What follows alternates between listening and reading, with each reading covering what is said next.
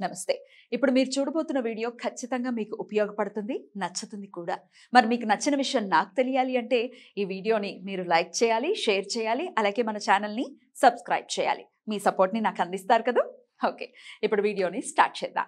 నమస్తే. Welcome to our channel. నేను పద్మిని. కృష్ణుడి గురించి, కృష్ణ తత్వం గురించి తెలుసుకోవటం అనేది ఒక్క జన్మతో అయ్యేటటువంటి విషయమా? ఒక్కనాటికి అలా జరిగేటటువంటి పరిస్థితి ఉండదు. ఎన్ని వేల సంవత్సరాలు పడుతుందో ఆయన గురించి తెలుసుకోవటం, ఆయన్ని చేరటం ఇక ప్రశ్నార్థకమే. అయితే కృష్ణ కరుణ ఉంటే మాత్రం ఖచ్చితంగా అది చాలా చాలా సునాయాసంగా మనం ఆయనని చేరుకోవటం అనేది జరుగుతుంది. అయితే ఆయన కరుణకి మనం పాత్రులవ్వాలి అనంటే అసలు ముందుగా ఆయన గురించి తెలుసుకోవాలి కదా! మరి కృష్ణుడి గురించి, కృష్ణ తత్వం గురించి మరొక్కసారి మనకి తెలియచేయడానికి మనతో పాటు సిద్ధంగా ఉన్నారు. ఇస్కాన్ టెంపుల్ నుంచి ప్రణవానంద ప్రభుజీ గారు మాట్లాడతారు. నమస్కారం అండి. నమస్కారం అండి. ఎలా ఉన్నారు ప్రభుజీ? బాగున్నాం. మీరెలా ఉన్నారు? నేను బాగున్నాను. కంగ్రాచులేషన్స్. మొత్తానికి కాషాయ వస్త్రంలోకి వచ్చేసారు. హరే కృష్ణ, అంతా ఆచార్య అనుగ్రహం. ఖచ్చితంగా. ఏ రోజున జరిగింది ప్రభుజీ? ఒక్కసారి వీటి గురించి చెప్పండి. యాక్చువల్‌గా మాకు సంకల్పం ఉండింది. మీకు ఇంతకు ముందు చెప్పినట్టుగా చెప్పారు. చిన్నప్పటి నుంచి ఈ జీవితాన్ని భగవంతుడి సేవలో అంకితం చేసుకోవాలి అని ఆలోచిస్తూ ఉన్నాం. అయితే మా అమ్మగారు, నాన్నగారు యొక్క సహకారం, వాళ్ళ యొక్క ఆశీర్వచనాలు పూర్తిగా ఉన్నాయి కాబట్టి తొందరగా మాకు ఈ యొక్క అనుగ్రహం వచ్చిందనమాట. అయితే మా నాన్నగారు, అమ్మగారు ఇద్దరు కూడా అన్నారు, మీకు జీవితంలో మీ ఇలా ఆధ్యాత్మిక మార్గంలో మీ గురువుల యొక్క సేవకి, కృష్ణుడి యొక్క సేవకి అంకితం అవ్వాలి అనంటే మా వైపు నుంచి గ్రీన్ సిగ్నల్. వి ఆర్ ఎటువంటి హ్యాపీ అభ్యంతరం లేదు. And we are proud if you want to take it ahead అని అన్నారనమాట. అయితే మేము ఆశ్రమంలో జాయిన్ అయ్యేటప్పుడు మా నాన్నగారు చెప్పారు, కొన్ని సంవత్సరాలు చూడు ఆశ్రమంలో, నచ్చితే ఉండు, లేకపోతే వెనకాలకు వచ్చేసే, మేము బ్రహ్మాండంగా చూసుకుంటాను నిన్ను అని అన్నారనమాట. కానీ కొన్ని లాస్ట్ టైం మనం మాట్లాడుకుంటున్నప్పుడు మనం మాట్లాడాం కదా, మా నాన్నగారు మా అమ్మగారు ఇద్దరు ఆశీర్వాదాన్ని ఇచ్చారు. అయితే నేను మా గురువుల దగ్గరికి వెళ్ళి ఈ విషయాన్ని చెప్పాను. అయితే వాళ్ళు కూడా ఇన్ని సంవత్సరాల నుంచి మమ్మల్ని పరిశీలన చేశారు కాబట్టి ఈయన భగవద్భక్తి మార్గంలో జీవితాన్ని పూర్తిగా అంకితం చేసే ఒక విధంగా ఈ కాషాయ వస్త్రాన్ని ధరించే యోగ్యత ఉంది అని వాళ్ళు అనుకున్నారేమో. మాకు పురుషోత్తమ క్షేత్రం జగన్నాథపురిలో గోపాష్టమి రోజున కార్తీక మాసంలో సాయంత్రం పూట మా గురువుల యొక్క శ్రీహస్తాల చేతి మీదుగా మా అమ్మగారు, నాన్నగారు కూడా ఉన్నారు. వాళ్ళిద్దరి యొక్క ఆశీర్వాదం. ఫస్ట్ మా గురువు గారు అన్నారు, మీ తల్లిదండ్రుల ఆశీర్వాదం తీసుకోవాలి అని అంటే వాళ్ళకి ప్రణామం చేసి, మా గురువుకి ప్రణామం చేసి, ఇది స్వామికి సమర్పించిన వస్త్రాలు అనమాట, చేసి మళ్ళీ మాకు అనుగ్రహించారు. ఆ రోజు అలా ఒక రెస్పాన్సిబిలిటీ పెరిగింది, డెడికేషన్. ఈ ప్రొద్దు నుంచి ఈ వస్త్రాన్ని చూసినప్పటి నుంచి నా జీవితం మొత్తం కూడా కృష్ణుడి కోసం అంకితం, సమాజం కోసం, దేశం కోసం, ఈ ధర్మం కోసం అంకితం అని. Colour of sacrifice. అదే అడగబోతున్నా, ఏంటి కలర్ కు ఉన్నటువంటి విశేషం? కాషాయమే ఎందుకు ధరించాలి? Why not any other colours? ఇది సాక్రిఫైస్ కి ఒక ప్రతీక. మనకి ఈ రంగులలో ఒక్కొక్క రంగుకు ఒక్కొక్క విశిష్టత చెప్తారు. తెలుపు శాంతికి ప్రతీక అని చెప్తారు. అలా కాషాయం రంగు సెల్ఫ్లెస్నెస్ కి ప్రతీక, సాక్రిఫైస్ త్యాగానికి ప్రతీక, డెడికేషన్ కి ప్రతీక. కాబట్టి ఇవి వేసుకుంటాం వల్ల ఏం మారింది అని అంటే మా మనసులో ఉండే ఆ సంకల్పం, ఆ నిశ్చయం, మేము ఇంకా ఇంకా ఇంకా భగవత్ సేవ చేసుకోవాలి, ఇదే మా మనసులో ఇంకా నాటుకోవాలి, ఆ విధంగా మేము మా జీవితాన్ని ఆచరించాలి అని ఆ స్వామికి ప్రార్థన చేస్తూ స్వీకరించాం. అద్భుతం, అద్భుతం. ఆ స్వీకరణలో ఏదైనా పద్ధతి ఉంటుందా ప్రభుజీ? జస్ట్ వస్త్రం ఇవ్వటమేనా? అలా అంటే ఫస్ట్ భగవంతుడికి సమర్పణ చేస్తారు ఆచార్యులు, తర్వాత మాకు శిక్షణ అందించిన గురువులు, తర్వాత మా గురువులు అందరూ ఉంటారనమాట.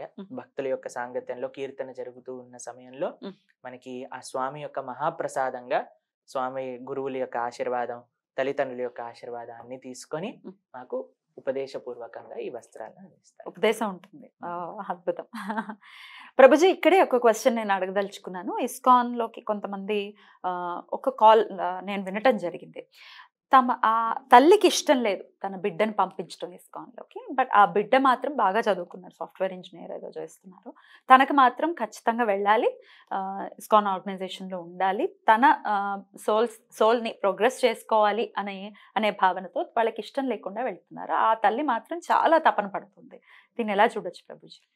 ఇప్పుడు తల్లిదండ్రులు బాధపడాల్సింది దేనికోసము అని అంటే, ఎవరైనా తప్పు చేస్తే బాధపడాలి, కానీ మంచి చేస్తే బాధపడకూడదు.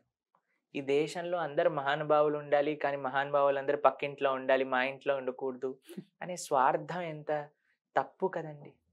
ఇప్పుడు చూడండి, ఈ ప్రపంచంలో, ఈ సమాజంలో, ఈ కలియుగంలో, ఈ 21st సెంచరీలో ఒకళ్ళు ఎవరినైనా సరే ఆధ్యాత్మిక మార్గంలో ధర్మ పరిరక్షణ కోసం జీవితాన్ని అంకితం చేయాలి అనే ఆలోచన రావటం ఎంత గొప్పది. అది కూడా మీరు అన్నట్టుగా చదువుకొని జాబ్ చేసి ప్రపంచాన్ని చూసిన వాడు ఎందుకు ఇలా అనుకుంటాడండి?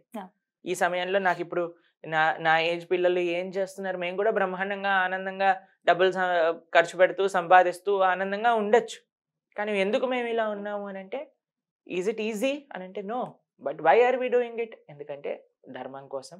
ఇప్పుడు చూడండి, ఒక సోల్జర్ అన్నాడు అనుకోండి, నేను ఇంట్లో ఉంటా, ఇక్కడ నుంచి దేశాన్ని కాపాడతా, అవుతుందా? ఇంటి నుంచి బయటికి వెళ్ళాలా?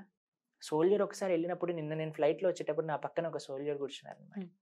అయితే ఆయన చెప్తున్నారు మాకు ఎలా రీసెంట్గా కొంతమంది టెర్రరిస్ట్లని ఎలా వాళ్ళు ఎదుర్కొన్నారు, వాళ్ళు ఎలా అటాక్ చేశారు, వాళ్ళు అంత చలిలో ఎలా ఉంటారు. ఆయన చెప్పారు, మేము ఒక్కసారి ఇప్పుడు ఇంటికి వెళ్తున్నా, వస్తాను, మళ్ళీ ఇంటికి వెళ్తానని గ్యారంటీ లేదు. కరెక్ట్. అంత సాక్రిఫైస్ చేయండి. మనం ఇప్పుడు ప్రశాంతంగా ఈరోజు మన ఇద్దరు మాట్లాడుకుంటున్నాం అంటే అక్కడ ఉండే వాళ్ళ వల్లనే కదండి. వాళ్ళు మన దేశాన్ని సంరక్షిస్తున్నారు కాబట్టి మనం ఇక్కడ ఉన్నాం. 100%. ఈరోజు మీరు నేను బొట్టు పెట్టుకున్నాం, ఈరోజు మీరు నేను భాగవతం చదువుకుంటున్నాం, కృష్ణారామ అనుకుంటున్నాం అంటే మన పూర్వాచార్యులు చేసిన సాక్రిఫైజే కదా మనం ఈరోజు చేస్తుంది. వాళ్ళ యొక్క తపన, వాళ్ళ యొక్క శ్రద్ధ, వాళ్ళ యొక్క సాక్రిఫైస్ మనం ఈరోజు చక్కగా బొట్టు పెట్టుకొని తిరగలుగుతున్నాం, కృష్ణారామ అనుకోగలుగుతున్నాం, భగవంతుడి గురించి మాట్లాడుకోగలుగుతున్నాం. కాబట్టి వాళ్ళకి కృతజ్ఞత పూర్వకంగా ఎవరైనా ఒక సంకల్పం తీసుకొని మేము ఆ జీవితాన్ని ఇస్తాము అని అన్నప్పుడు, తల్లిదండ్రులు personal opinion, they should not have any problem.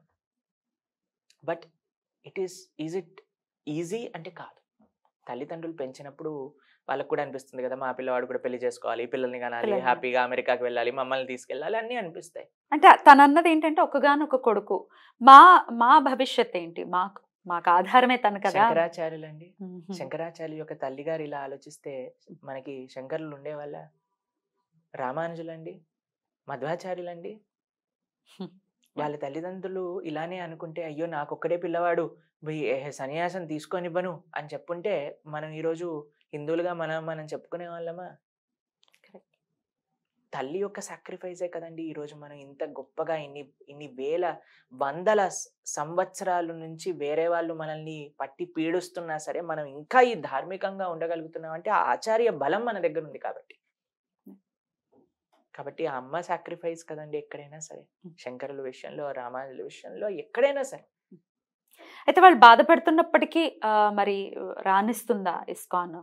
మా ఆర్గనైజేషన్ లో ఒక రూల్ ఉంది, అమ్మా నాన్నల యొక్క ఇస్కాన్ విషయం చెప్తున్నాను, మిగతా ఆర్గనైజేషన్ విషయన్స్ నాకు తెలియదు, కానీ ఇస్కాన్ యాజ్ అన్ ఆర్గనైజేషన్ ఒక రూల్ ఏంటి అంటే, అమ్మా నాన్నల యొక్క పర్మిషన్ ఉండేంత వరకు రావడానికి వాళ్ళ పర్మిషన్ ఉంటేనే వస్తారు. వాళ్ళకి వద్దు అని అంటే, మేము చూసాం మా జీవితంలో ఎంతమందిని వెనకాల పంపించేస్తారు, వెళ్ళిపోండి మీ. ఎంత రాంగ్ గా బయటికి పోర్ట్రే అవుతోంది అనేది నిజంగా చాలా బాధ అనిపిస్తుంది. మీకు ఒక విషయం చెప్తానండి, మీరు ఎప్పుడైనా వీడియో చూసారా, జైన్స్ సన్యాసం స్వీకరిస్తారు, శ్వేతాంబర్, దిగంబర అని. చిన్న చిన్న పిల్లలు, యూత్ లో ఉండే వాళ్ళందరూ వెళ్ళినప్పుడు మొత్తం ఫ్యామిలీ అంతా, వాళ్ళ ఖాందాన్ అంతా కూడా, వాళ్ళ సమాజం అంతా కూడా ఒక దగ్గర చేసి, ఎందుకంటే మా ముంబైలో మా ఆశ్రమం దగ్గరే జైన్ ఆశ్రమం కూడా ఉందన్నమాట. కొన్నిసార్లు అండి, కొన్ని వందల కార్లు, పెద్ద పెద్ద రథాలు, పెద్ద పెద్ద సౌండ్లు, అందరూ నృత్యం చేస్తూ వెళ్తూ ఉంటారు. అయితే మేము ఆశ్చర్యంతో ఒకసారి అడిగామన్నమాట, ఏంటి ఇక్కడ ఏం ఊరేగింపు, పెళ్లి జరుగుతుందా అంటే, పెళ్లి కాదండి, వాళ్ళ పిల్లవాడు సన్యాసం తీసుకోవడానికి వెళ్తున్నాడు.